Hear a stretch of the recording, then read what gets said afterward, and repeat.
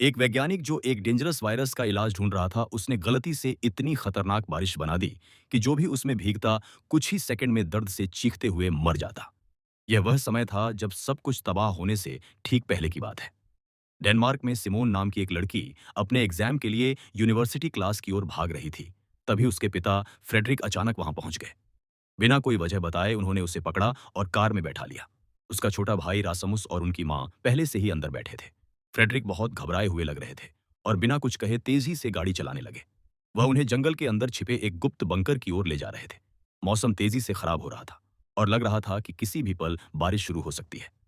Frederick की तेज driving की वजह से आगे कुछ कारों का एक्सीडेंट हो गया, जिससे सड़क पूरी तरह जाम हो गई।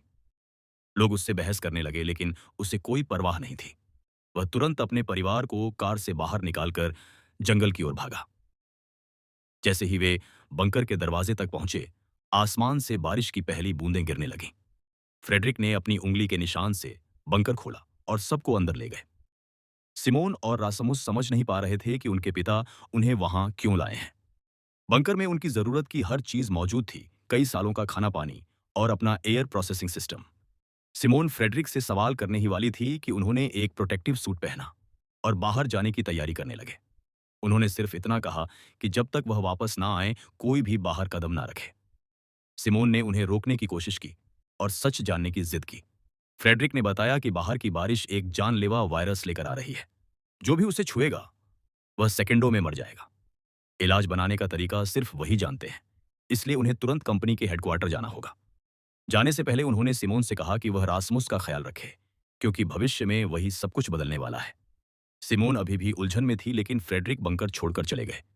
कुछ देर बाद सिमोन ने फोन खोलकर खबरें देखीं और जो उसने देखा उससे वह हिल गई। हर जगह मौत और तबाही थी। लोग सड़कों पर गिर रहे थे, बारिश में भीगते ही चीखते हुए मर रहे थे। सिमोन ने रासमुस को शांत रखने की कोशिश की। उनकी मां ने कहा कि वे बंकर के अंदर सुरक्षित हैं, लेकिन सख्त चेतावनी दी कि किसी भी हालत में बाहर नहीं जाना है। तभी अचानक कोई बंकर के दरवाजे को जोर जोर से पीटने लगा। रासमुस को लगा शायद उनके पिता होंगे, तो उसकी मां ने दरवाजा खोलने से मना किया, लेकिन उसने उनकी बात अनसुनी कर दी और दरवाजा खोल दिया। जैसे ही दरवाजा खुला, बारिश में भीगा एक आदमी अंदर गिर पड़ा। उसकी त्वचा जल रही थी और उसने रासमुस को बाहर खींचने की कोशिश की। उनकी मां ने तुरंत रासमुस को पीछे खींचा और उस संक्रमित आदमी को बाहर धकेल दिया, लेकिन ऐसा करते हुए वह खुद बारिश में चली गई और तुरंत संक्रमित हो गई। उस हालत में भी उन्हें सिर्फ सिमोन और रासमुस की चिंता थी। उन्होंने दोनों से एक दूसरे का ख्याल रखने को कहा। सिमोन ने दरवाजा बंद किया, अंदर जाकर फ्रेडरिक को कॉल करने की कोशिश की, लेकिन फोन नहीं लगा। उसे अपने पिता की बात याद आई कि रासमुस के सामने उसे सामान्य रहना है। इसी हिम्मत के साथ उसने खुद को संभाला और बंकर के सारे सिस्टम चेक करने लगी। उसे पता चला कि शहर में और भी कई बंकर हैं। उसने उनसे संपर्क करने की कोशिश की, लेकिन कोई जवाब नहीं मिला।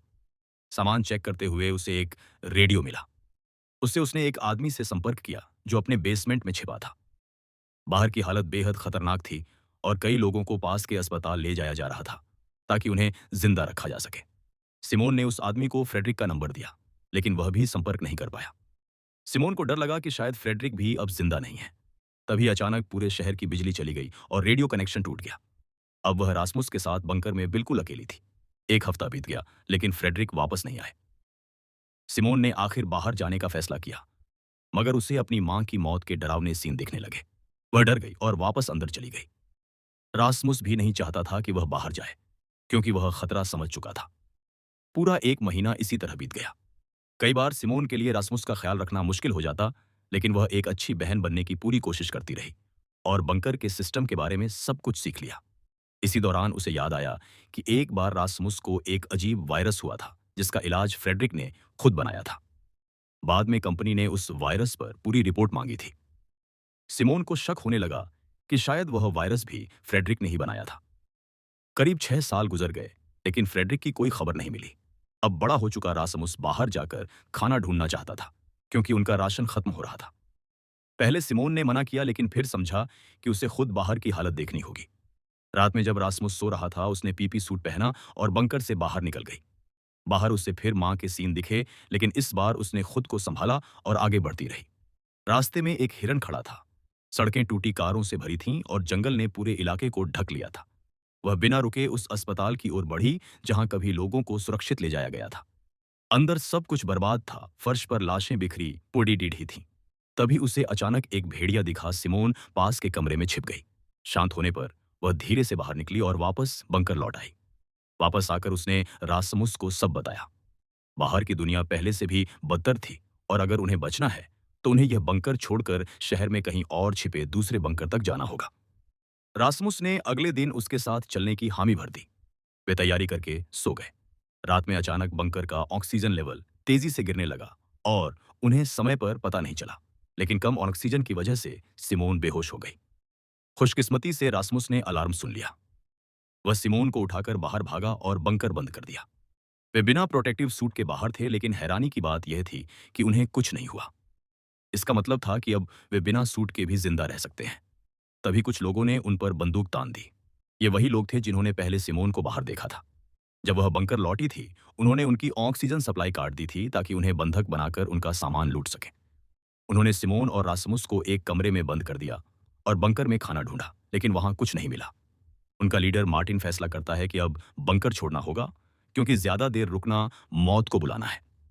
यह देखकर सिमोन कांच पर लिखती है कि उसे पता है खाना कहाँ मिल सकता है। लिखते ही वह जानबूझकर वह टेप तोड़ देती है जिसमें दूसरे बंकरों का नक्शा था। अब मार्टिन के पास कोई विकल्प नहीं था। अगर उसे खाना चाहिए तो उसे सिमोन और रासमुस को छोड़ना ही होगा, क्योंकि बाकी बंकरों की जगह सिर्फ सिमोन को याद है। सिमोन को देखते हुए मार्टिन को अपना अतीत याद आता है। जब वह एक सैनिक था, कहानी उसी तरह आगे बढ़ती है। उसने एक संक्रमित औरत को जाने दिया था, जिसकी वजह से उसके साथी मर गए, और उसी दिन उसने तय किया कि वह फिर कभी किसी पर भरोसा नहीं करेगा। वर्तमान में लौटकर मार्टिन मजबूर होकर सिमोन का प्रस्ताव मान लेता है। वह दोनों को आजाद करता है और बाहर ले जाता है।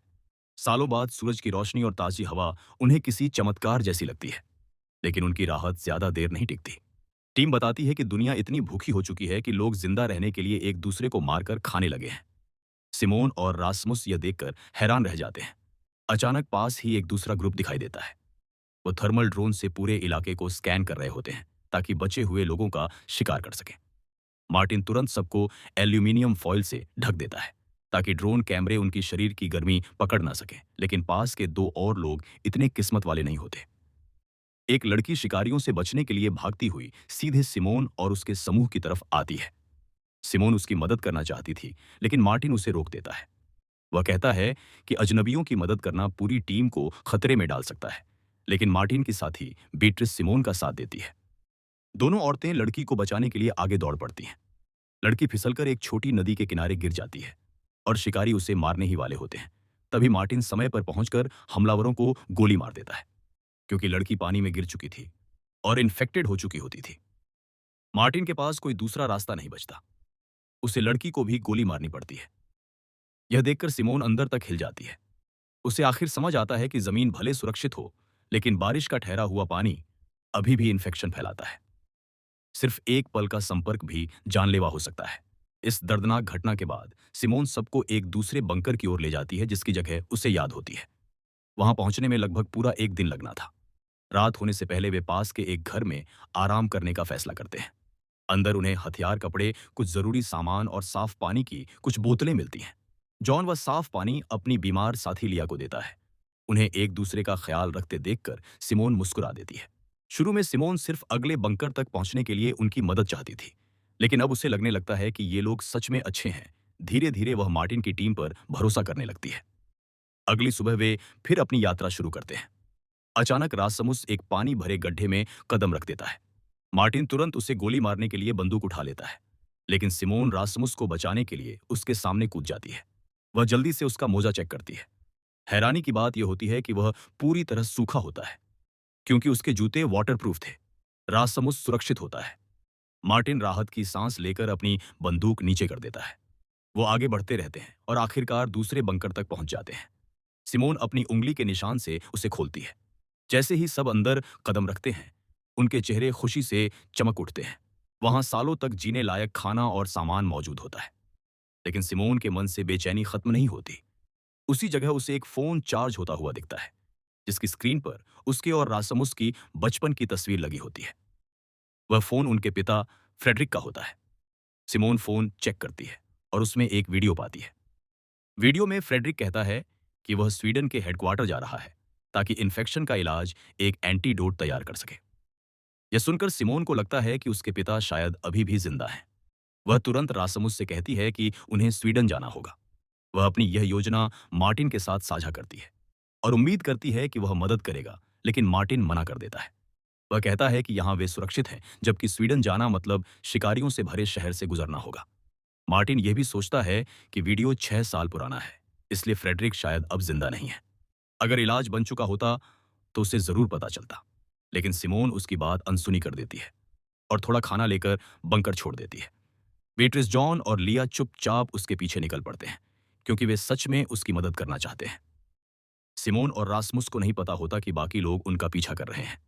रास्ते में उन्हें सड़क पर एक बस खड़ी मिलती है। वे थक चुके होते हैं और अंदर आराम करने का फैसला करते हैं। तभी बाहर परछाइयां दिखाई देती हैं। डर के मारे वो छुप जाते हैं, लेकिन वह बीट्रिस जॉन और लिया ही निकलते हैं। सिमोन राहत की सांस लेती है और उनसे कहती है कि वो सुरक्षित बंकर में वापस चले जाएं, लेकिन वो जिद करते हैं कि वो उनके साथ ही रहेंगे। वो पास की एक सुरक्षित जगह पर जाकर खाना खाने लगते हैं। तभी अचानक शिकारियों का एक बड़ा झुंड वहां पहुंच जाता है। सब अपनी जान बचाने के लिए भागते हैं।